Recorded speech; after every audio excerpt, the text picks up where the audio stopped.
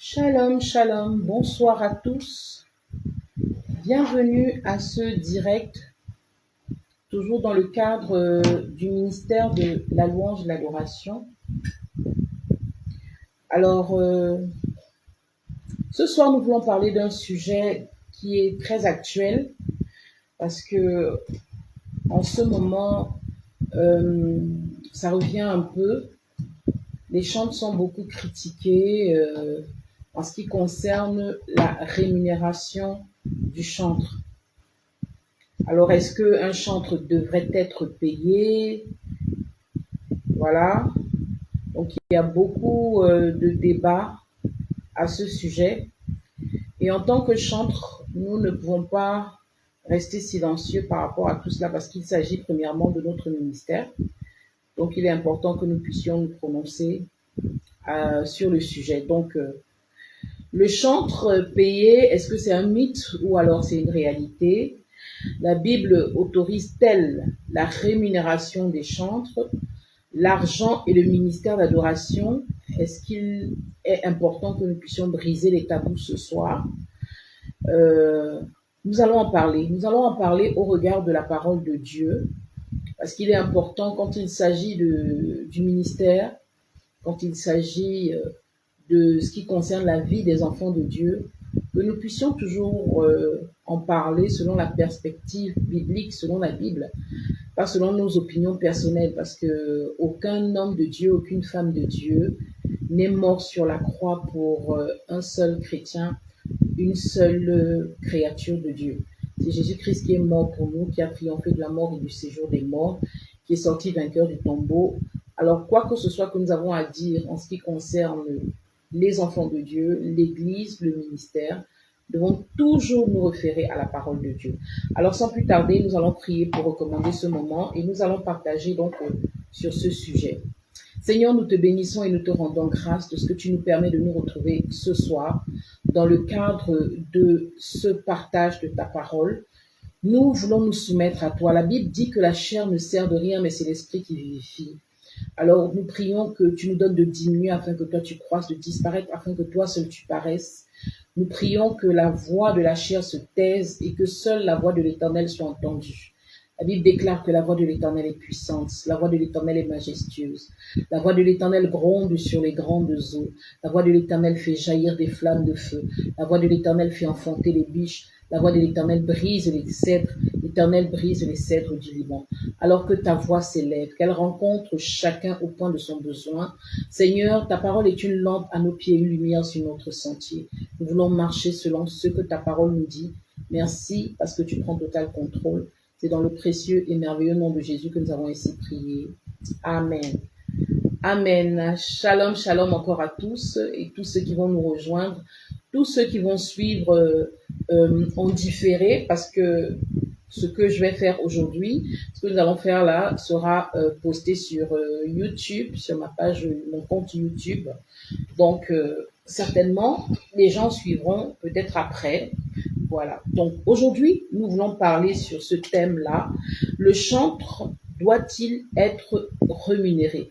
Rémunération des chantres, est-ce que c'est quelque chose qui est biblique ou pas? Est-ce que c'est un manque de foi de la part des chantres d'attendre une rémunération? Est-ce que c'est une pratique qui est mauvaise? Ou est-ce que alors c'est un droit biblique? Alors, sans plus tarder, nous allons prendre la parole de Dieu et nous allons lire certains passages afin de bien comprendre que dit la Bible en ce qui concerne ce sujet qui est d'actualité en ce moment, qui fait couler beaucoup de salive et qui fait couler beaucoup d'encre en ce moment. Alors, on va lire quelques textes et on va partager. Alors, je lis la parole de Dieu dans le livre de Nombre 18 au verset 21, Nombre 18 au verset 21. Je salue Sami Mahop, tu es béni, shalom, shalom, hello, hello, alléluia. Donc, Nombre 18 au verset 21, nous lisons la parole de Dieu. Voici, je donne comme possession aux fils de Lévi toute dîme en Israël en échange du service qu'ils font, le service de la tente d'assignation. Je reprends Nombre 18, verset 21. Voici, je donne comme possession aux fils de Lévi toute dîme en Israël en échange du service qu'ils font, le service de la tente d'assignation. Ensuite, on va lire Néhémie 11 au verset 23. Néhémie 11 au verset 23. Car il y avait un ordre du roi concernant les chantres et un salaire fixe leur était accordé pour chaque jour. Néhémie 11 verset 23. Car il y avait un ordre du roi concernant les chantres et un salaire fixe leur était accordé pour chaque jour. Et on lit un dernier passage, 1 Chronique 9, verset 33. Ce sont là les chantres, chefs de famille des Lévites, demeurant dans les chambres, exempts des autres fonctions, parce qu'ils étaient à l'œuvre jour et nuit. Je reprends, 1 Chronique 9, verset 33. Ce sont là les chantres, chefs de famille des Lévites, demeurant dans les chambres, exempts des autres fonctions, parce qu'ils étaient à l'œuvre jour et nuit. Alléluia. Alors, donc j'ai dit tout à l'heure que quand il s'agit de parler de la vie des enfants de Dieu, de la vie de l'Église, du ministère, et même de la vie en tant dès lors qu'on est chrétien, quoi que ce soit qu'on veut aborder, nous devons toujours nous rassurer de le faire à la lumière de la parole de Dieu. Que dit la Bible à ce sujet? Parce que nos opinions ne peuvent sauver personne. Les gens n'ont pas besoin d'entendre nos opinions. Parce que aucun pasteur, aucun prophète, aucun apôtre, évangéliste, docteur, aucun chantre n'est mort pour qui que ce soit. C'est Jésus-Christ qui a accepté de livrer sa vie pour que nous soyons sauvés. Donc, quoi que ce soit que nous devons faire en ce qui concerne l'Église, en ce qui concerne les enfants de Dieu, nous devons nous inspirer de ce que la Bible dit. Que dit la Bible? Alors, nous avons lu ces trois textes-là. Nous devons comprendre que la musique a existé de tout temps.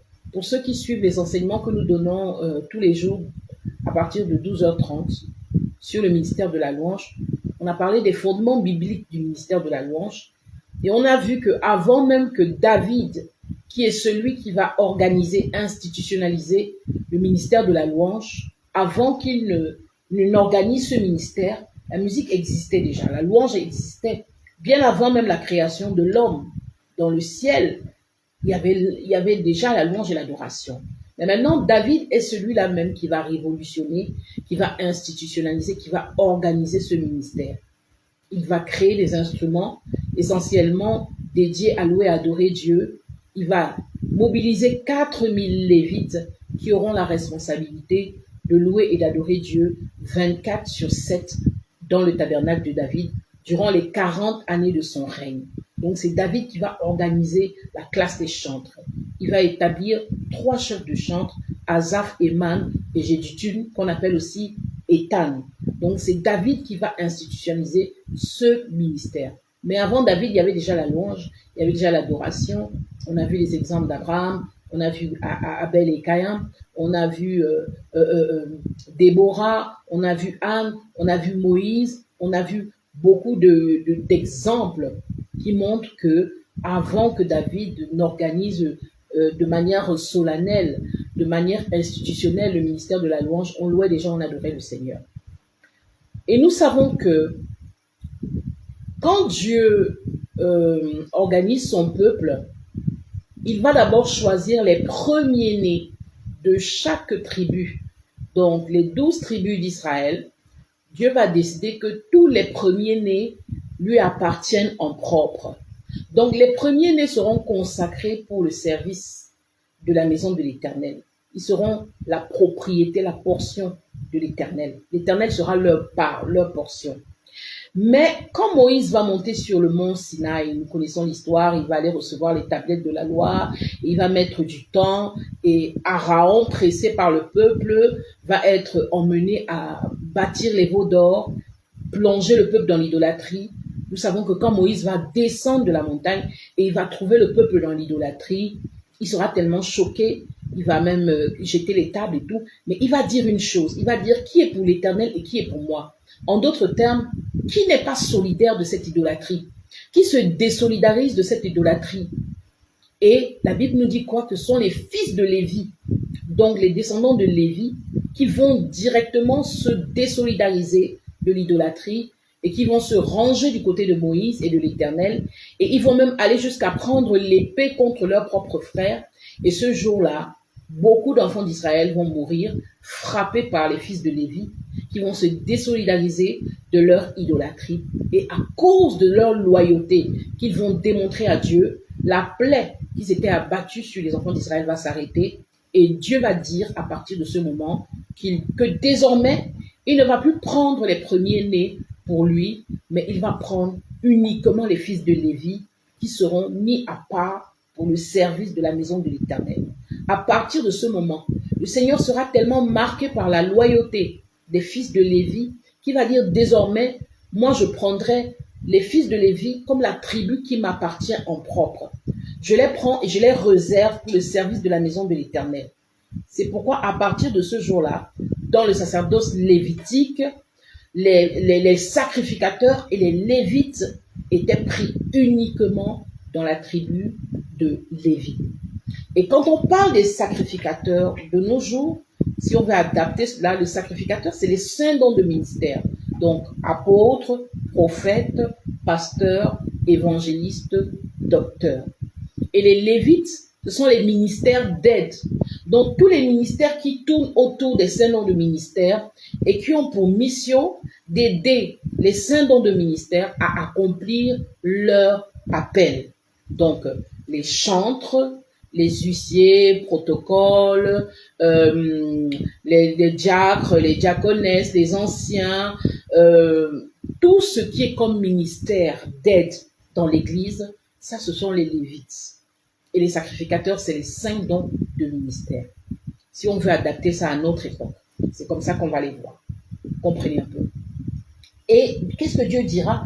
Dieu dira que, étant donné que ceux-là sont mis à part, on a lu ce passage-là, où le Seigneur leur interdit même presque. Il dit, ce sont là les chantres, chefs de famille des Lévites, demeurant dans les chambres, exempts des autres fonctions, parce qu'ils étaient à l'œuvre jour et nuit. Donc, ils n'avaient pas le droit de faire quoi que ce soit d'autre, parce qu'ils étaient à l'œuvre jour et nuit. Ça veut dire qu'ils étaient à temps plein dans le ministère. Ils faisaient un service dans le temple 24 heures sur 24, 24 sur 7. Ils étaient exempts de toute autre œuvre, de toute autre fonction, parce qu'ils étaient à l'œuvre jour et nuit. Donc, la Bible contient des indications claires, notamment dans l'Ancien Testament et même dans le Nouveau Testament, on va le voir, qui soutient que les chantres devaient être rémunérés. Les musiciens du temple devaient être rémunérés, car leur service était considéré comme une fonction à temps plein. Alors les gens disent, est-ce que les chantres doivent demander de l'argent? Moi, je vous dirais une chose, les chantres ne doivent pas demander de l'argent pour leur ministère. C'est même une injure de rabaisser le chantre à commander de l'argent, de rabaisser le chantre à demander de l'argent. C'est une injure, pourquoi? Parce qu'une ordonnance claire a été donnée dans la parole de Dieu, de la part de l'Éternel. Vous n'aurez aucune part, aucun lot au milieu des enfants d'Israël, parce que moi, l'Éternel, votre Dieu, je serai votre part, je serai votre portion sur la terre des vivants. La dîme et les offrandes doivent être redistribuées entre les sacrificateurs et les Lévites. C'est clair, c'est ce que l'Éternel a dit. Ça veut dire qu'en réalité, tout chantre qui est à temps plein dans le ministère. Quand je parle des chantres, parce que les gens pensent souvent que les chantres, c'est seulement ceux qui chantent. Non. Quand on parle des chantres, on parle des chanteurs, on parle des musiciens, on parle des danseurs, on parle des ingénieurs de son, tous ceux qui travaillent dans le service musical dans l'église. Je dis bien tous ceux qui travaillent dans le service musical dans l'église et qui sont à temps plein, conformément à ce que la parole de Dieu nous dit. Parce que dans la parole de Dieu, on voit que le ministère de chant était considéré comme une fonction qui est faite à temps plein. Souvenez-vous que David va régner 40 ans. C'est pendant les 40 années du règne du roi David qu'il va institutionnaliser la classe des chantres.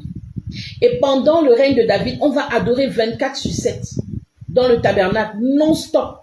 4000 Lévites seront réquisitionnés pour conduire la louange de l'adoration 24h/24 pendant 40 ans. Donc, il se relève. Donc, il n'avait pas le droit d'aller occuper d'autres fonctions. Il ne pouvait pas faire un autre travail. Ils étaient dédiés au service de la maison de l'Éternel, dédiés à conduire cette louange et cette adoration 24/7. Donc, ils ne pouvaient rien faire d'autre. Et selon même la loi lévitique, c'est-à-dire que c'est ce qui devait être fait. Ils n'avaient aucune part. Dieu leur avait donné une instruction claire. Donc, ça veut dire que si vous êtes chantre et vous êtes à temps plein dans le ministère, vous devez être soutenu par l'Église. C'est clair. Donc, emmenez les chantres à demander, à commander, à exiger. Certains même tombent dans le piège de faire du chantage. C'est rabaisser le chantre. C'est insulter le chantre. C'est humilier le chantre. De la même manière que on estime qu'il est normal que le pasteur, l'apôtre, l'évangéliste, le docteur, le prophète soient soutenus par les offrandes et les dîmes dans l'église parce qu'ils sont à temps plein dans le ministère, c'est de cette même manière que le chantre qui est à temps plein dans le ministère doit être béni par les offrandes et les dîmes. De cette même manière. On ne va pas refaire la roue. On ne va pas créer un autre évangile. On ne va rajouter aucun iota et on ne va retirer aucun iota à ce qui est écrit dans le livre de vie, à ce qui est écrit dans la parole de Dieu. On ne va rien enlever, on ne va rien rajouter. Voilà ce que la Bible nous dit. Néhémie 11, verset 23. Car il y avait un ordre du roi concernant les chantres et un salaire fixe leur était accordé pour chaque jour. À l'époque de Néhémie même, c'est-à-dire que c'était chaque jour qu'on donnait un salaire aux chantres. Ce n'était pas un ordre de n'importe qui, un ordre du roi. Et le roi s'était basé sur quoi? Sur la parole que l'Éternel avait donnée. Le service des chantres était reconnu comme un travail essentiel qui nécessitait une rémunération régulière pour leur permettre de se consacrer pleinement à leur ministère. Aujourd'hui, on est prompt à faire des reproches aux chantres. Oh, vous n'êtes plus consacrés. Oh, vous ne vivez pas dans la sanctification. Oh, vous êtes des gombistes. Vous savez, il n'y a rien de nouveau sous le soleil. Ce qui a été sera. J'ai découvert dans le livre de Néhémie que les chantres avaient déserté le temple. Les chantres avaient fui. Ils étaient partis se chercher dans la ville. Ils étaient allés se livrer à d'autres activités. Ils étaient allés occuper certaines fonctions qu'ils n'étaient pas supposés occuper. Pour quelle raison? Parce que les sacrificateurs avaient pris toutes les dîmes et toutes les offrandes. Et les chantres étaient en souffrance. Ils étaient en souffrance. Les sacrificateurs, les prêtres, avaient fait preuve d'égoïsme. Et ils n'avaient pas respecté la loi de l'Éternel qui avait dit pourtant que la dîme et les offrandes devaient être redistribuées entre les sacrificateurs et les Lévites. Et les sacrificateurs ont tout pris. Et ils n'ont rien laissé aux chantres. Et les chantres se sont mis à souffrir. Et qu'est-ce qu'ils ont fait? Ils ont déserté le temple. Ils sont allés dans la ville. Ils sont allés occuper d'autres fonctions. Ils se sont, comme on dit, ils se sont cherchés. Le phénomène de chantre gombiste, ça n'a pas commencé au XXIe siècle. Non, ça a commencé depuis la Bible. Bien avant Jésus-Christ. Les chantres gombistes, ça a commencé. Et les chantres gombistes, ça naît de quoi? Ça naît des sacrificateurs qui décident d'appliquer la parole selon leurs pensées et non selon ce que le Seigneur a dit. Le Seigneur a instruit que les chants naissent. Il a dit, moi l'Éternel, je serai votre part, je serai votre portion, je serai votre lot. Vous n'aurez aucune part, aucun lot au milieu des enfants d'Israël. C'est pourquoi il a ordonné, il a instruit que quand on redistribue la dîme et les offrandes, ils aient aussi leur portion. Mais les prêtres de cette époque-là ont tout pris et ils n'ont rien laissé aux chantres. Et les chantres ont déserté le temple. Quand Néhémie vient, il se rend compte de cela, il va travailler afin qu'il y ait une restauration. Alléluia. Afin qu'il y ait une restauration. Alléluia. La Bible dit qu'ils étaient exempts des autres fonctions parce qu'ils étaient à l'œuvre jour et nuit. Vous savez, tout le monde admire le chantre Nathanaël Bassé, que moi aussi j'admire profondément. On est en admiration devant les merveilleuses compositions que cet homme de Dieu offre à l'Église, c'est-à-dire que apporte au Seigneur, c'est une bénédiction pour le corps de Christ.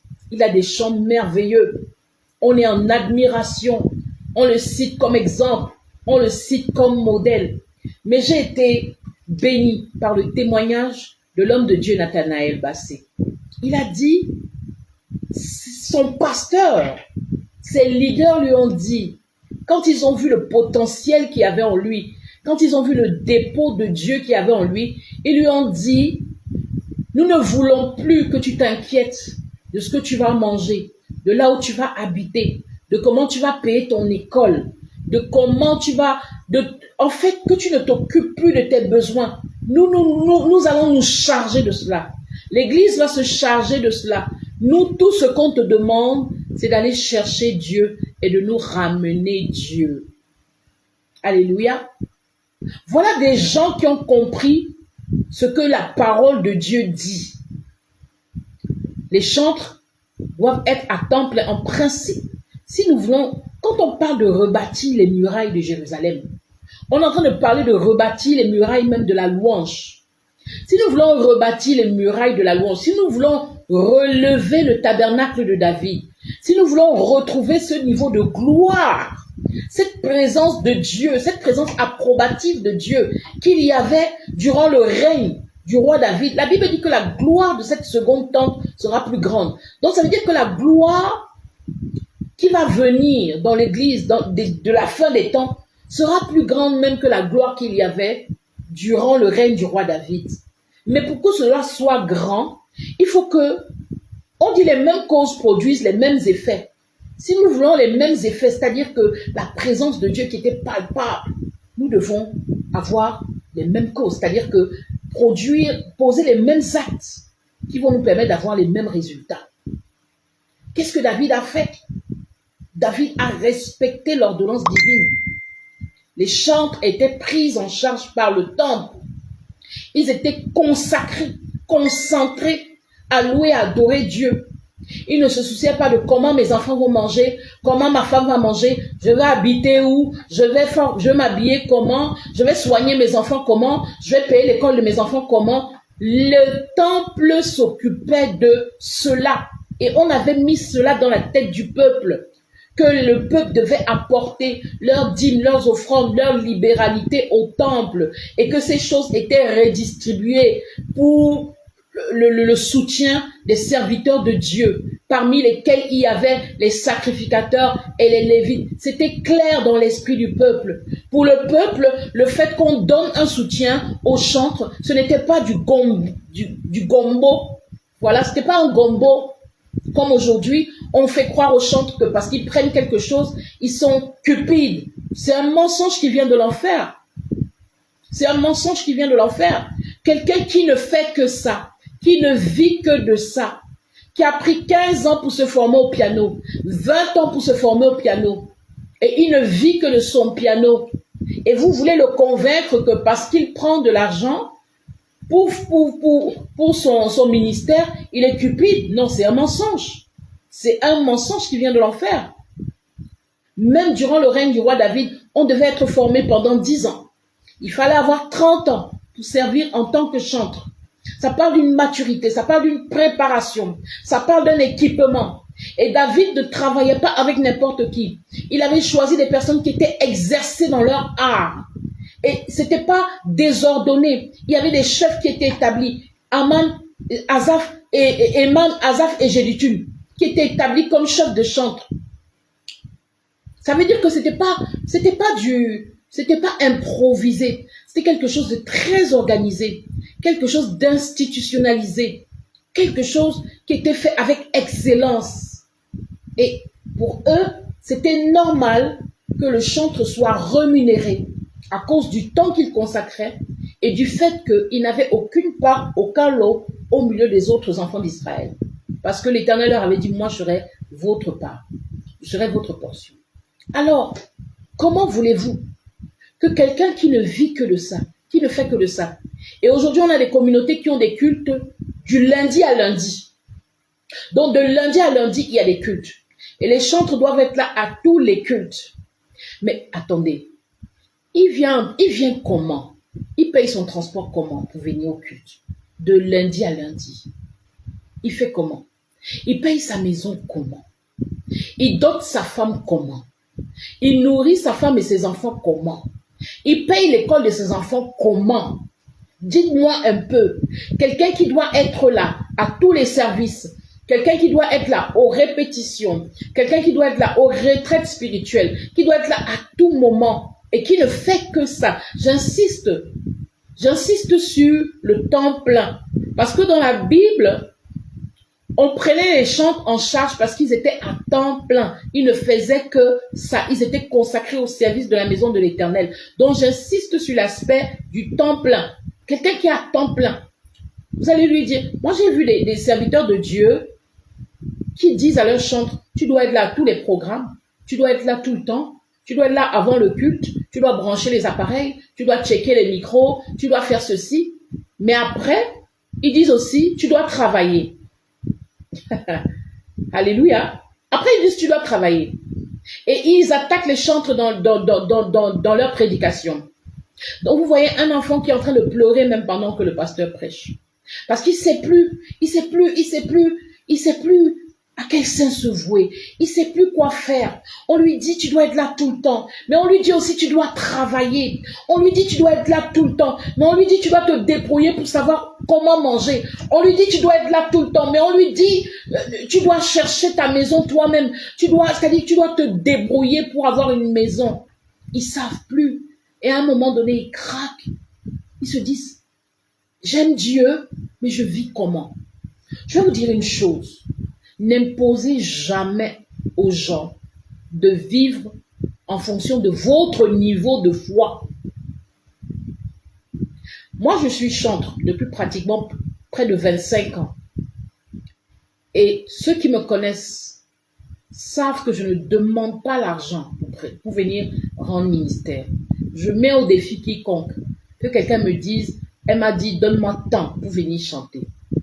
Mais ça, c'est mon niveau de foi. Ça, c'est ma foi. Vous comprenez?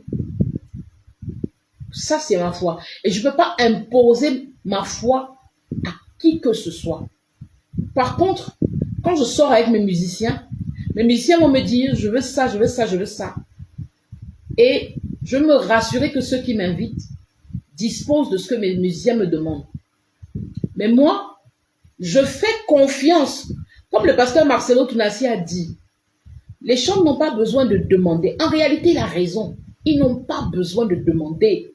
Quand ils sont face à des gens qui sont de bonne foi, à des gens qui connaissent la parole de Dieu et à des gens qui pratiquent la parole de Dieu, quand vous êtes face à des gens de bonne foi, vous n'avez pas besoin de demander.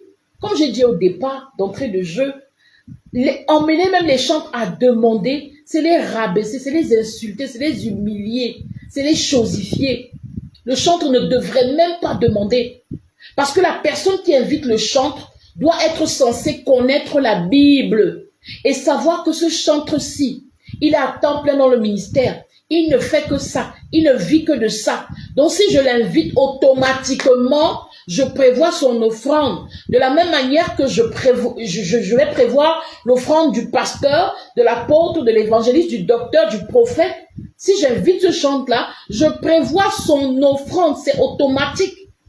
C'est biblique. C'est scripturaire. Voilà. Donc ce que le pasteur Marcelo dit est vrai. Mais c'est vrai quand vous êtes en face des personnes qui sont de bonne foi. Quand vous êtes en face des personnes qui sont honnêtes. Mais vous savez pourquoi certains chantres sont obligés de créer des contrats, sont obligés de formaliser les choses? Parce qu'à certains moments, vous ne tombez pas sur des personnes qui sont de bonne foi. Je vais vous dire des choses. Alléluia. Vous savez, des fois, moi, je vous ai dit que je ne demande pas. Il n'y a pas quelqu'un qui va dire, j'ai invité Nathalie, maman Nathalie, elle m'a dit, donne-moi tant. Il n'y a pas quelqu'un qui peut dire ça. Vous comprenez? Mais, avec le temps, j'ai commencé à m'entourer de certaines précautions. Parce que il y a des gens qui abusent de votre amour pour le Seigneur. Il y a des gens qui abusent, qui exploitent votre amour pour le Seigneur. Il y a des gens qui vont vous inviter, ils vont dire, je veux que tu viennes rendre ministère. S'il te plaît, viens avec tes musiciens. Et tu viens avec tes musiciens. Tu ne viens pas avec un musicien, tu viens avec 4 musiciens. Or, selon l'arrangement que tu as avec tes musiciens, le minimum que tu leur donnes par sortie, c'est 10 000. Ou 5 000. C'est rare aujourd'hui de trouver un musicien qui prend 5 000. C'est 10 000. Et le gars le monsieur qui t'invite te dit, viens avec tes musiciens. Tu viens avec tes musiciens. Et quand le programme finit, ah maman, vraiment, que Dieu te bénisse. Dans la paix, maman, rentrez bien, maman. Mais ça, c'est quoi ça? Ça, c'est pas la méchanceté. Excusez-moi. Ça, c'est pas la méchanceté. À la limite même, je ne vais pas utiliser un terme, mais c'est la méchanceté. Pourquoi? Parce que vous invitez quelqu'un, vous lui demandez de venir avec ses musiciens. Et vous savez que les musiciens, la plupart des musiciens sont à temps plein. Il ne faut que ça, c'est leur travail. Ok? Même s'ils sont consacrés au service de la maison de l'Éternel, c'est leur travail, ils vivent de ça. Et vous précisez, viens avec tes musiciens, la personne vient avec ses musiciens, et le programme finit, vous lui dites, maman, bye bye, que Dieu te bénisse, dans la paix. Dans quelle paix? Mais c'est pas dans la paix. Parce que moi, je rentre, je dois gérer mes musiciens. Ben, je vais vous dire qu'il m'est arrivé de prendre mon argent du marché. La popote que avec laquelle je vais faire le marché de mes enfants pour désintéresser mes musiciens. Parce que je me suis retrouvée face à des gens de mauvaise foi qui finissent par... Ils ont été bénis par le ministère et ils vous disent, maman, que Dieu te bénisse. Entre-temps, les musiciens vous attendent. Et si vous ne gérez pas les musiciens, c'est votre nom que vous avez sali. C'est votre réputation qui est ternie. Et vous appellerez encore un autre jour ces musiciens, ils ne viendront plus. Pourtant, vous avez d'autres projets. Cette personne qui vous a invité, ce n'est que une personne. Mais après, vous avez toute une vie, tout un ministère. C'est des relations que vous êtes en train de détruire.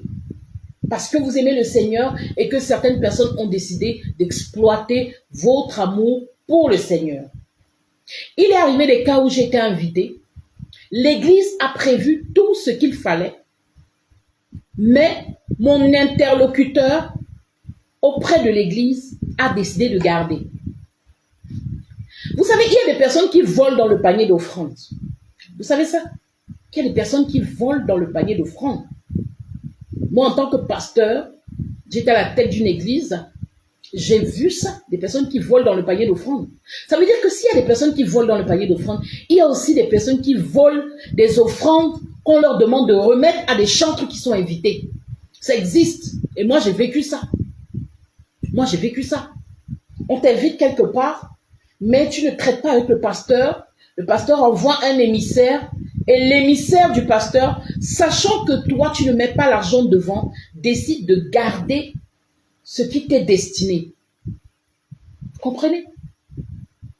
Mais la vérité finit toujours par être dévoilée. Et on découvre ces cas de figure-là. Ou alors, l'émissaire du pasteur décide de te donner la moitié et de garder la moitié pour lui. On a déjà vécu ça. On a déjà vécu ça. On a vécu les cas où on t'invite et la personne te dit « Ok, je te fais le dépôt tout à l'heure. » Et après, il te dit « Hey, tu n'as pas reçu, mais j'ai fait. Mais j'ai fait le dépôt. Tu n'as pas reçu, mais je t'ai fait le dépôt. » Et le dépôt n'est jamais arrivé. Jusqu'à présent, on attend le dépôt. Le dépôt n'est jamais arrivé. Vous voyez, ce que le pasteur Marcelo dit est vrai. Malheureusement, tout le monde n'est pas de bonne foi. Tout le monde n'est pas honnête. Tout le monde n'est pas intègre. Tout le monde n'a pas cette conscience-là que, selon que la Bible dit, c'est ainsi que je vais appliquer. Il y a des gens qui profitent de la bonne foi, qui profitent de l'amour, qui profitent du zèle, qui profitent de la passion que les gens ont pour Dieu, pour les exploiter, pour les manipuler. Tout le monde n'est pas de bonne foi. J'ai écouté des gens qui disent « Oh, mais pourquoi tel demande d'être logé dans un hôtel 4 étoiles, tel demande d'être logé dans un hôtel 5 étoiles. » Mais attendez, je vais vous dire une chose. Vous invitez quelqu'un, la personne a son style de vie. La personne a son niveau de vie. Ce n'est pas parce que vous invitez quelqu'un à votre programme que vous devez rabaisser le niveau de vie de la personne. Attendez. Tenons compte de ça. Les gens ont un contexte dans lequel ils vivent. Ils ont un style de vie. Mais vous n'avez pas demandé à la personne de venir vous bénir et la personne vient vous bénir dans des conditions qui l'amènent à murmurer. Vous comprenez un peu? Je vais prendre moi, par exemple, mon cas. Je suis quelqu'un, je ne supporte pas la poussière. Je suis allergique à la poussière. Je ne dors pas sur les draps qui ne sont pas en coton. Pas parce que j'ai de la folie, des grandeurs. Parce que mon corps est allergique. Je ne peux pas dormir plus de 5 jours sur le même drap. Il y a même des gens qui ne peuvent pas dormir plus de 3 jours. Moi, je peux même encore faire 5 jours sur le même drap. Si le drap est poussiéreux, même s'il est propre, j'ai des démangeaisons. Je ne mange pas n'importe quoi. Vous allez m'inviter, me mettre dans un endroit poussiéreux, sur les draps en nylon. Mais attendez, au lieu que je puisse me concentrer, je vais avoir des démangeaisons toute la nuit. Vous comprenez? C'est pourquoi certaines personnes s'entourent d'un certain type de mesures pour éviter des agréments. J'ai été invitée dans une ville en dehors de Yaoundé. Je me suis retrouvée à dormir dans la chambre avec la diaconesse sur des draps qui n'étaient pas lavés peut-être depuis 2 semaines. Imaginez-vous.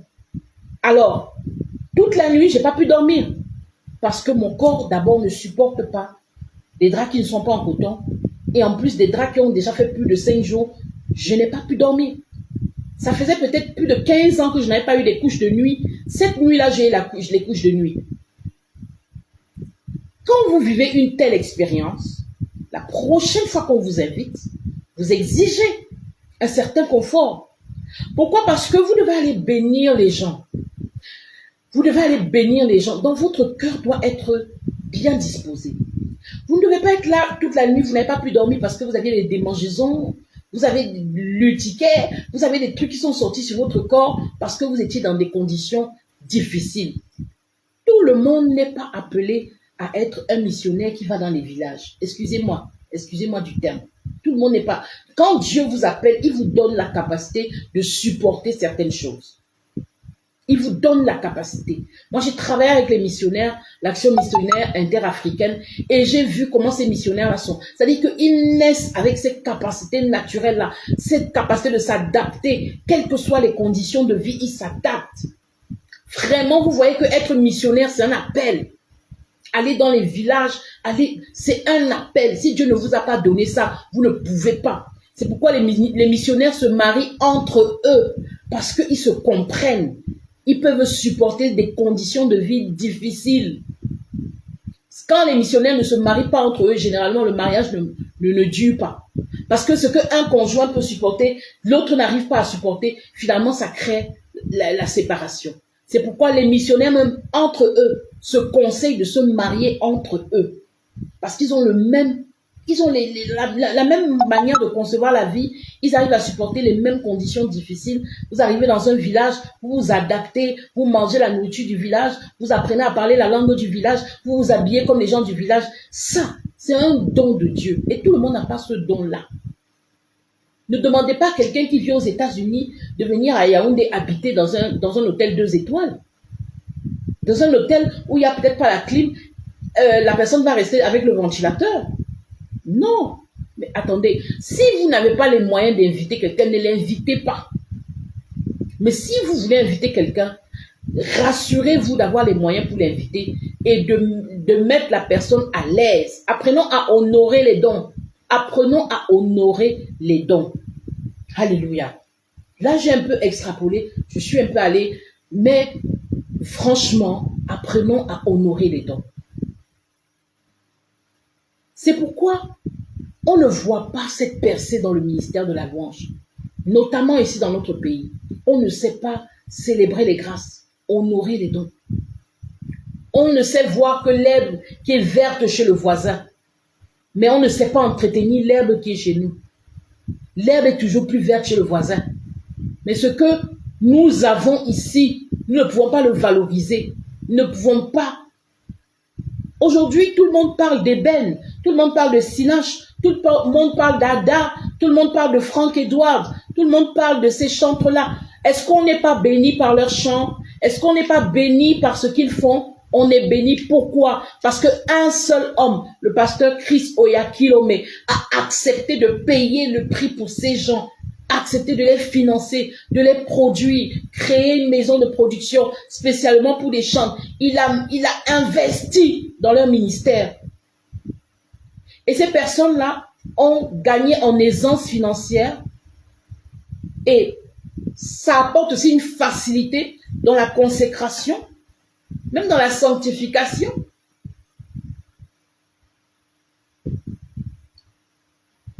Il a fallu que quelqu'un accepte de payer le prix. Mais nous ici, je prends le cas du Cameroun. Qui le fait? Des chantres qui chantent dans des églises, 10 ans, 15 ans, 20 ans. Des églises qui peuvent mobiliser en un seul jour le budget qu'il faut pour qu'un chantre sorte un album.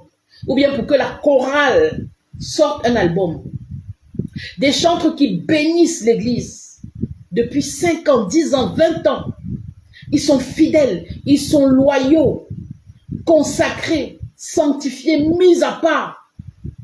Il suffit que le pasteur prenne un culte et qu'il dise à l'église, bien-aimés dans le Seigneur, vous voyez comment la sœur X, le frère Y nous bénit ici depuis des années.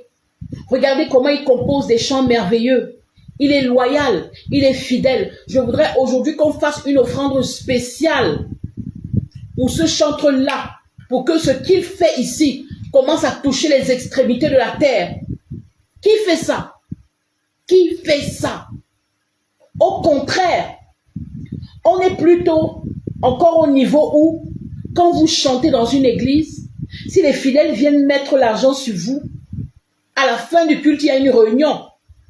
Il y a une réunion durant laquelle on dit aux leaders de l'église que désormais, si les fidèles versent l'argent sur un chantre qui est invité, vous devez ramasser cet argent-là, aller le mettre dans le panier d'offrande.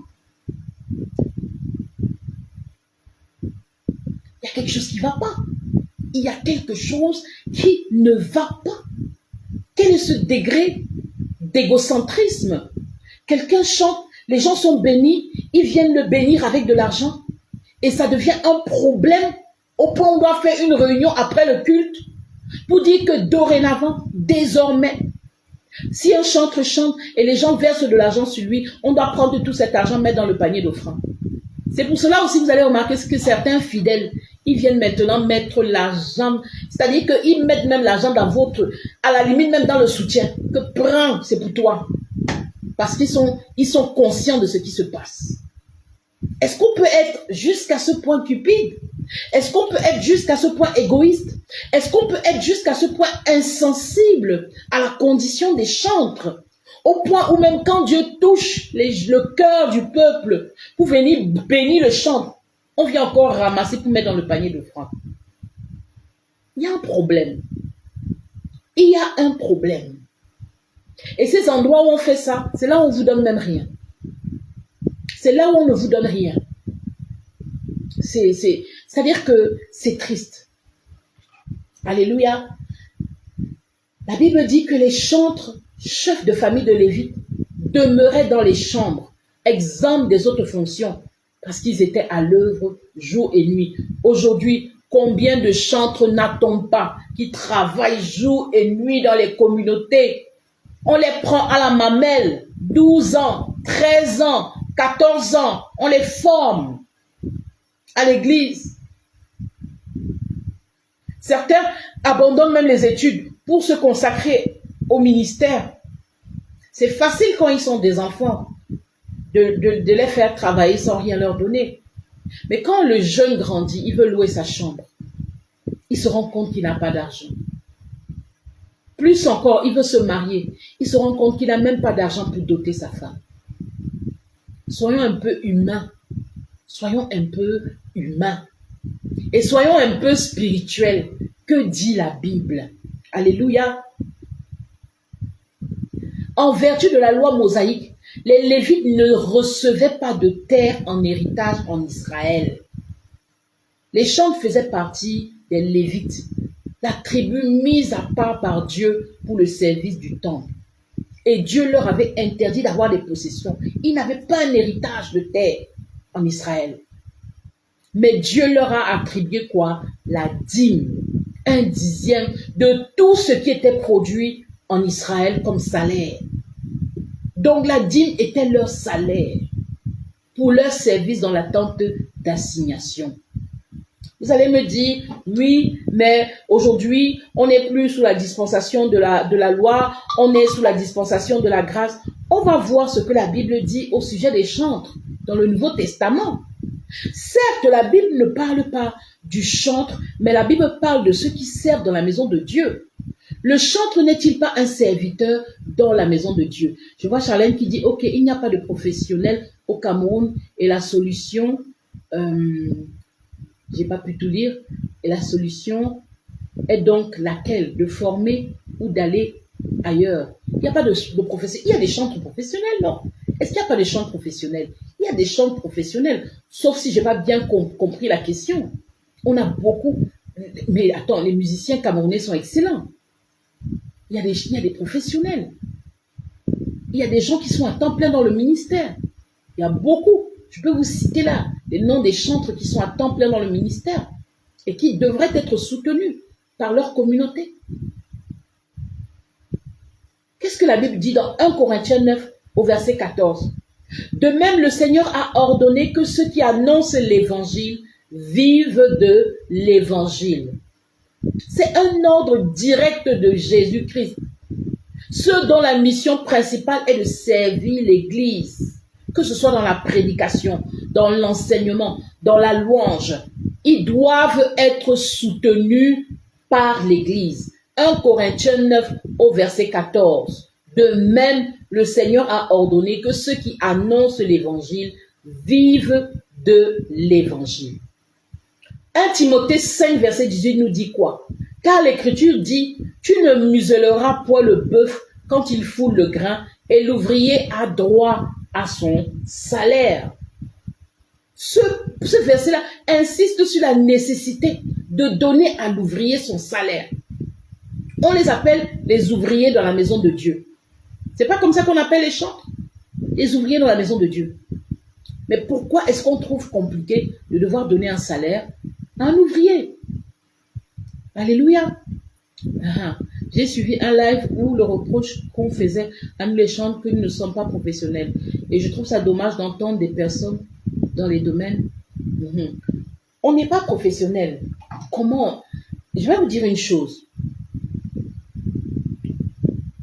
Dès lors que quelqu'un se consacre à cela, ne fait que ça, fait de son ministère son travail, c'est un professionnel.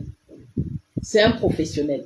Bon, quand vous dites que les chantres ne sont pas professionnels, j'ai fait 10 ans en Côte d'Ivoire. En Côte d'Ivoire, il y a l'Institut des Arts, INSAC. Il y a l'INSAC là-bas, en Côte d'Ivoire. L'État ivoirien a créé un Institut des Arts.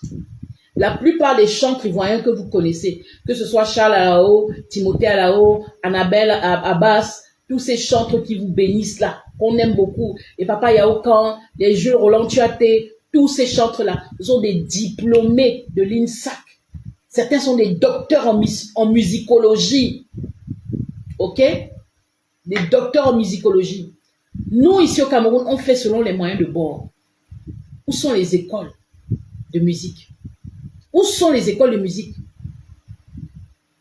On a eu des chrétiens qui étaient au sommet des instances de l'art, de la culture ici. Mais personne n'a eu l'idée de créer une école nationale des arts et de la culture. Personne, jusqu'à présent. On fait avec les moyens qu'on a. Et malgré le fait qu'on n'ait pas une école des arts et de la culture, on a des musiciens excellents. On a des chanteurs excellents. Vous m'appelez quoi être professionnel? Les Camerounais sont doués. Toute modestie mise à part, les Camerounais sont excellents. Excellents.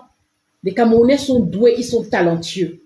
Malgré le fait qu'on n'a pas les infrastructures qu'il faut, malgré le fait qu'on n'a pas l'encadrement qu'il faut, malgré le fait qu'on apprend, on est en train d'apprendre sur le tas, mais Dieu nous a dotés d'un potentiel extraordinaire.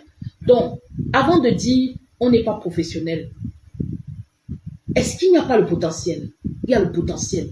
Maintenant, qu'est-ce que vous avez fait pour encadrer ce potentiel, pour propulser ce potentiel, pour encourager ce potentiel? Des chantres qui chantent 10 ans, 15 ans, 20 ans dans une église. L'église évolue, le pasteur évolue, mais les chantres restent sur place. Pourquoi? Pourquoi ça? Il faut qu'on ait davantage de personnes qui ont une vision claire pour l'église. Et dans leur vision claire de l'église, il y a aussi la place des chantres, la position du chantre. Il n'y aura aucun réveil authentique sans un réveil des vrais adorateurs. Et il ne peut y avoir un réveil des vrais adorateurs s'il n'y a pas des personnes comme des Davids qui se lèvent pour encadrer le ministère de la louange, pour investir dans le ministère de la louange, pour encourager, encadrer les chantres, bénir les chantres, restaurer les chantres dans leur position initiale, selon la parole de Dieu. La restauration du chantre, ce n'est pas seulement de dire au chantre ne pars plus dans le cabaret. Quand tu dis au chantre ne pars plus dans le cabaret, est-ce que tu fais au chantre ce que la parole de Dieu a instruit qu'on devait faire au chantre? Est-ce que vous pensez à redistribuer vos dîmes et vos offrandes entre les pasteurs, les apôtres, les évangélistes, les docteurs, les prophètes, les chantres qui sont à temps plein dans le ministère? On est prompt à critiquer les chantres. On est prompt à les condamner. Très peu d'églises investissent dans la formation de leurs chantres. Très peu. Je suis allée dans plusieurs églises. Vous demandez à un chantre, c'est quoi la différence entre la louange et l'adoration? Il ne peut pas vous dire. Il chante dans la chorale depuis 5 ans. Il chante dans la chorale depuis 10 ans. Mais il ne sait pas c'est quoi la louange. Il ne sait pas c'est quoi l'adoration. Qu'est-ce que vous voulez? C'est-à-dire que la vie du chantre n'intéresse même pas les gens. Son salut même n'intéresse pas. J'ai causé avec des chantres, c'est-à-dire que une chante qui sort avec un homme marié, pour elle, c'est pas un péché. Pour elle, c'est normal. C'est-à-dire qu'elle n'a jamais entendu que on doit se mettre à part, on doit se sanctifier, on doit se consacrer. Par contre, elle est le leader de la chorale de son église. Donc, on exploite juste les dons, mais on ne se soucie pas de la qualité de la vie. Il y a un problème. Il y a un problème. Mais on est toujours prompt à condamner les chantres. Qu'avez-vous fait pour les chantres? Montrez-moi les écoles de musique dans vos églises. Montrez-moi les formations auxquels vous avez envoyé vos chantres. Récemment, David Isé était là. Il y avait la masterclass. Vous avez envoyé combien de chantres? Joseph Moussieu était là. Il y avait une masterclass. Vous avez envoyé combien de chantres? Moi-même, j'organise des formations. Vous avez envoyé combien de chantres? Combien? Aucun effort n'est fait pour l'encadrement spirituel des chantres. Aucun effort n'est fait pour l'encadrement technique des chantres. Quand bien même ceux-là ils se débrouillent. Je vois des chantres autodidactes qui apprennent à jouer au piano sur YouTube, qui se forment seuls. Quand bien même ils font ça, et vous leur demandez d'être à l'église de lundi à lundi, ils viennent. Leur donner encore le petit transport, vous les insultez, vous mettre dessus. Ça, c'est pas la méchanceté. C'est pas la méchanceté. Excusez-moi. Excusez-moi, franchement, il faut qu'on arrête un peu certaines choses. Il faut qu'on arrête ça. Parce qu'aujourd'hui, on a beaucoup de chantres qui ont déserté le temple, comme du temps de Néhémie. Néhémie se rend compte que la chambre qui était réservée pour mettre les provisions, le blé, toute la nourriture, tout ce qu'il fallait pour nourrir les chantres, on a confié ça à un sacrificateur. Au lieu qu'il garde ça et qu'il mette la nourriture des chantres dedans, il a demandé à Tobija de venir habiter dedans. Un ennemi du peuple de Dieu. Il y a beaucoup d'ennemis du peuple de Dieu qui occupent des positions élevées dans l'église et qui sont aujourd'hui à l'origine du fait que les chantres ont déserté le temple. Beaucoup d'ennemis. Il y a des Tobija dans le temple. Il y a des Tobija qui font que les chantres ont fui le temple. Ils sont aujourd'hui dans les cabarets, ils sont aujourd'hui dans les boîtes de nuit, ils sont aujourd'hui dans des endroits où ils ne sont pas supposés être parce que des ennemis du peuple de Dieu ont été installés à des positions dans le temple et ils ont pris la part des Lévites. Il est temps que Dieu suscite des Néhémies. Il est temps que Dieu suscite des David. Il est temps que Dieu suscite des bâtisseurs qui vont revenir rétablir l'ordre divin dans la maison de Dieu. Arrêtons de lapider les chantres. Arrêtons de condamner les chantres. Arrêtons d'accuser les chantres alors qu'on n'a rien fait pour les chantres. Même investir dans leur formation, on ne le fait pas. Quand bien même ils se forment, ils se mettent à la disposition de l'église, les encadrer, leur donner le minimum. Si tu payes sa maison, ça te fait quoi? Ça t'enlève quoi, cher pasteur? Si tu payes son école, ça, moi aujourd'hui, je suis légitime pour parler. Je vous parle en toute légitimité. Pas parce que je suis chantre, mais aussi à partir de ma position de pasteur.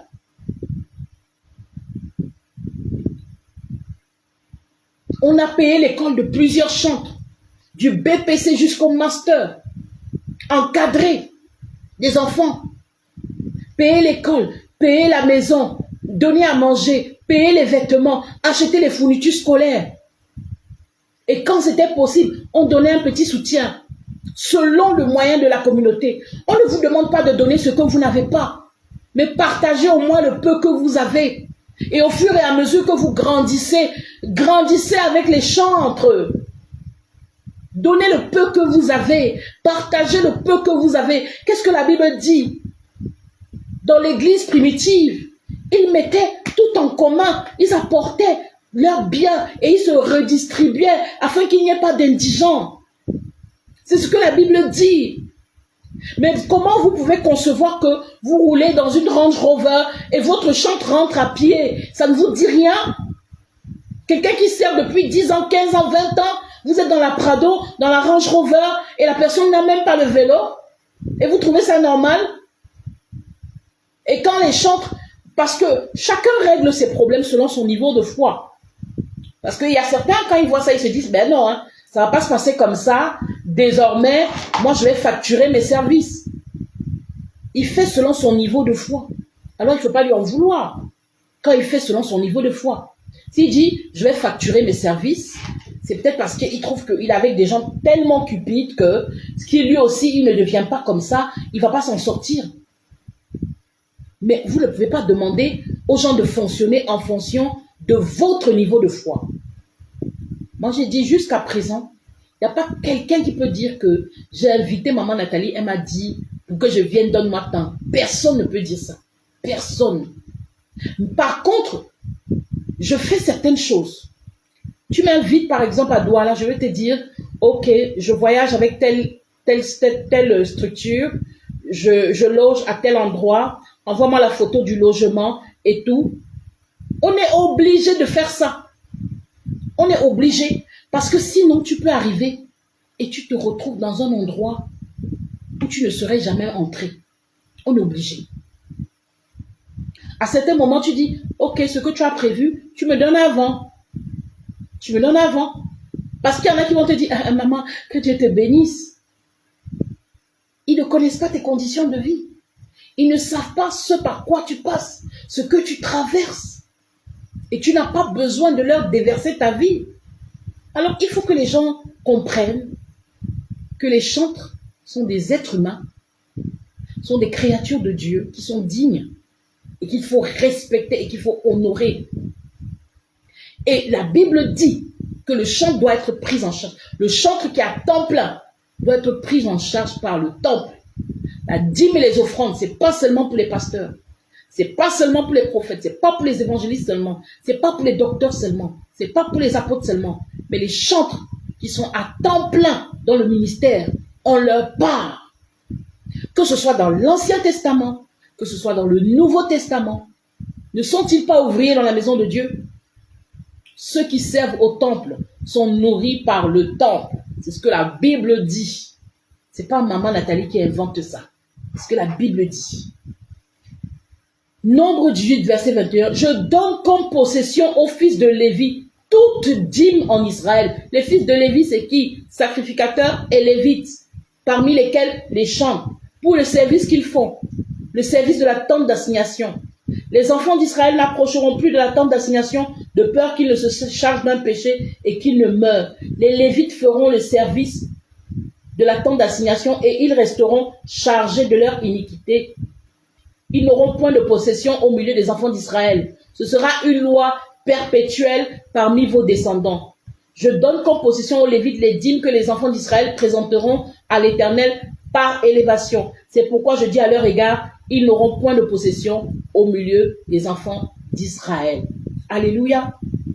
Et dans le livre de Néhémie, donc voilà ce passage fameux qui dit, Néhémie 13, verset 10, j'ai appris aussi que les portions des Lévites n'avaient point été livrées et que les Lévites et les chantres chargés du service s'étaient enfuis chacun dans son territoire. Je fis des réprimandes aux magistrats et je dis, pourquoi la maison de Dieu a-t-elle été abandonnée? Et je rassemblai les Lévites et les chantres et je les remis à leur poste. Alors tout Juda apporta dans les magasins la dîme du blé, du mou et de l'huile. Je confiai la surveillance des magasins à Shelemia, le sacrificateur, à Tadok, le scribe, et à Pédaja, l'un des Lévites, et je leur adjoignis Anan, fils de Zakour, fils de Matania, car il avait la réputation d'être fidèle. Ils furent chargés de faire la distribution à leurs frères. Voilà, Matania avait la réputation d'être fidèle. Pourquoi les chantres sont négligés? Parce que des gens qui ne sont pas fidèles ont la responsabilité de distribuer les dîmes et les offrandes et ils prennent tout pour eux. Mais Matania, que Dieu suscite des Matania, des gens qui sont fidèles, des gens qui sont intègres, des gens qui sont justes, que Dieu lève des Matania en cette génération. Que Dieu suscite des Matania, que l'esprit de Matania là commence même à descendre sur les pasteurs, les apôtres, les évangélistes, les docteurs, qui se souviennent que la dîme et les offrandes doivent être redistribuées entre les Lévites et les sacrificateurs. Aujourd'hui, nous sommes un royaume de sacrificateurs. Nous sommes tous des fils de Lévi maintenant, un royaume de sacrificateurs. Mais quand quelqu'un est à temps plein dans le ministère, s'il vous plaît, que la personne ne soit pas rabaissée, humiliée à venir commander. Tenons compte de cela. C'est pour cela que beaucoup ne sont pas bénis. Tout le monde admire le pasteur. Oh, le pasteur Christoya Kilome. Oh, il est béni. Oh, c'est un Dieu. Oh, ceci, cela. Ah, il a fait ce que personne n'a fait. Aujourd'hui, il y a des gens des familles, des générations, des postérités qui sont bénies à cause de ce que le pasteur Christoya Kilome a fait. La descendance de Ada, la descendance de Sinach, la descendance de Frank Edouard, la descendance des Ben, tous ces chantres-là, ils sont bénis en lui. Même si après, il a commencé à dire autre chose sur ces chantres. Mais au départ, qu'est-ce qu'il a fait? Aujourd'hui, on admire Derek Jones. Mais c'est le travail de qui? Le pasteur Mohamed Sanogo a accepté de payer le prix, propulser Derek Jones. En fait, il faut toujours qu'il y ait un David qui se lève. Si David n'avait pas institutionnalisé la classe des chantres, on n'allait pas savoir que Asaph existe, que Jéduthune existe. On n'allait pas connaître ces chefs des chantres-là.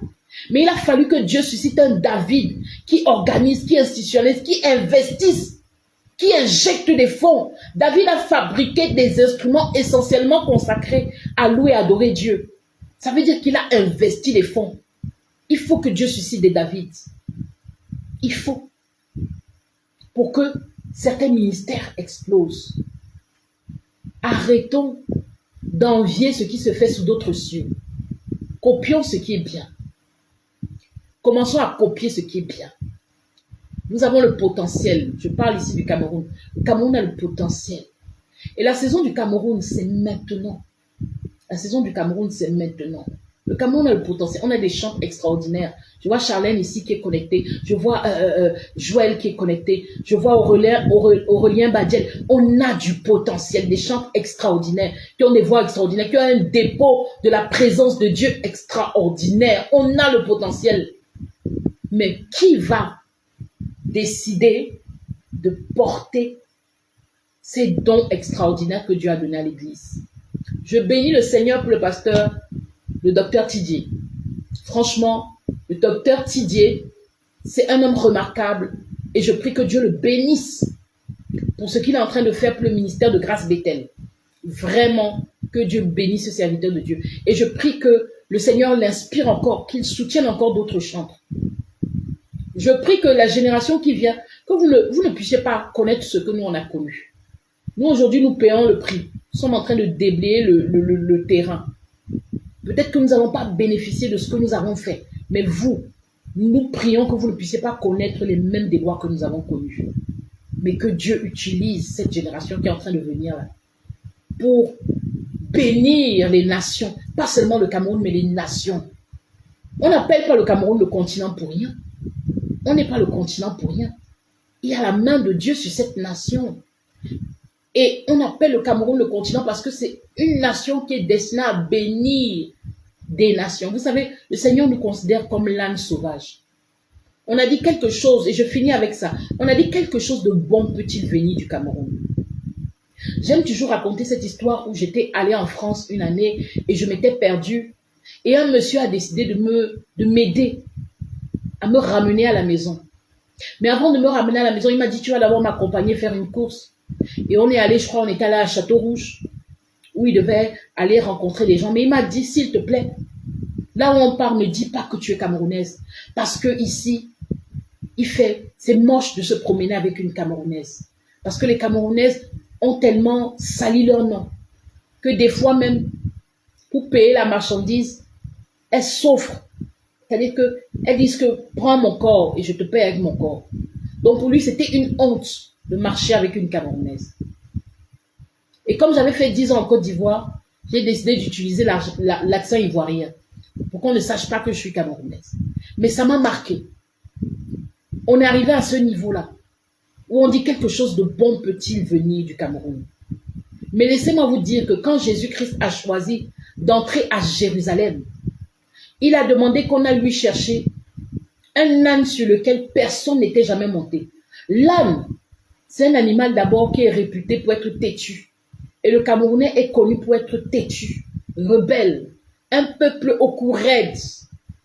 Mais c'est ça que Dieu veut utiliser. C'est ce peuple-là que Dieu veut utiliser. Comme l'ânon là, sur lequel personne n'était jamais monté. Rebelle. L'âne n'est pas un animal qui est beau. L'âne est un animal qui a une mauvaise odeur. Donc en fait, l'âne n'a rien pour attirer les regards. Mais Jésus, pour entrer à Jérusalem, n'a pas demandé qu'on aille lui chercher un cheval pur sang, un cheval arabe. Il a demandé qu'on aille lui chercher un âne sur lequel personne n'était jamais monté. Et le Seigneur m'a dit, de la même manière que le Cameroun n'a rien pour attirer les regards, qu'on a classé le Cameroun comme le pays le plus corrompu au monde, le pays des fémanes, ou quand vous dites que vous êtes camerounaise, les femmes commencent à cacher leur mari. Parce qu'à une époque, les Camerounaises ont détruit les foyers de plusieurs. Moi, je choisis donc ce Cameroun-là comme l'âne sauvage que je vais prendre, utiliser dans les derniers temps pour faire mon entrée dans les nations. Le Seigneur a décidé d'utiliser le Cameroun. En dépit de tout ce qu'on a pu dire sur le Cameroun, en dépit de la mauvaise image que le Cameroun a. Mais nous, Camerounais, est-ce que nous sommes prêts? Est-ce que nous pouvons changer nos mentalités? Il n'y a aucun réveil authentique sans un réveil des vrais adorateurs. Et le réveil des vrais adorateurs commence par la restauration de la position du chantre dans l'église. Et quand on parle de la restauration, c'est ramener le chantre à son identité, mais c'est aussi l'église qui doit recommencer à considérer le chantre tel que Dieu le voit. Repositionner le chantre là où Dieu l'a placé. Recommencer à s'occuper du chantre comme Dieu veut qu'on s'occupe du chantre. Ne demandez pas seulement au chantre de se consacrer, de se sanctifier. Qu'est-ce que vous-même vous faites pour le chantre aussi? Il est temps que l'Église recommence à jouer son rôle dans la vie des chantres. Encadrer, former, encourager, motiver, propulser. C'est ce que l'Église doit faire. Copions les bons modèles. On a le pasteur Christo Yakilome, on a le prophète Mohamed Sanogo, l'apôtre Mohamed Sanogo. On a des personnes qui ont fait des choses concrètes. C'est ça qu'on doit imiter. Alors, je vous dis merci d'avoir participé, d'avoir été présent. Je n'ai pas pu lire tous les commentaires. Hein? Voilà. Je n'ai pas pu tout lire parce que mon portable est un peu loin de moi. J'ai dû le mettre sur un trépied, donc je peux pas le toucher. Mais ce que je voudrais dire, c'est que arrêtez de lapider les chantres. Arrêtez de mépriser les chantres. Arrêtez de rabaisser les chantres. Pourquoi quand Dieu élève des chantres dans les nations? Aujourd'hui, c'est Deborah Lukalou qui est la cible des gens. Pourtant, elle est une bénédiction pour les multitudes. Qu'est-ce que vous voulez? Elle bénit l'Église, elle bénit le corps de Christ. Aujourd'hui, on va... Non, mais arrêtez ça. Pourquoi vous aimez tuer ce que Dieu nous donne? Pourquoi vous voulez lapider des gens qui sont des sujets de bénédiction, des sources de bénédiction? Arrêtons ça. Apprenons à encourager. Apprenons à bénir. Apprenons à élever. Apprenons à protéger ce que Dieu nous donne. Que Dieu bénisse le Cameroun, que Dieu bénisse son Église. Je vous dis Shabbat Shalom. Nous sommes heureux si nous connaissons ces choses, pourvu que nous les mettions en pratique. Je prie que Dieu suscite des David, des personnes qui vont se lever pour institutionnaliser le ministère de la louange, qui vont investir spirituellement, financièrement, matériellement, relationnellement, à tous les niveaux, afin de lever des chefs des chantres dans cette nation et au-delà de cette nation. Des personnes qui vont investir pour qu'il y ait des instruments consacrés au service de la maison de l'Éternel. Que Dieu lève ces David-là. Que Dieu suscite un réveil des vrais adorateurs dans cette nation et au-delà de cette nation. Amen, amen, amen. Je vous souhaite une bonne nuit et demeurons dans la paix du Seigneur.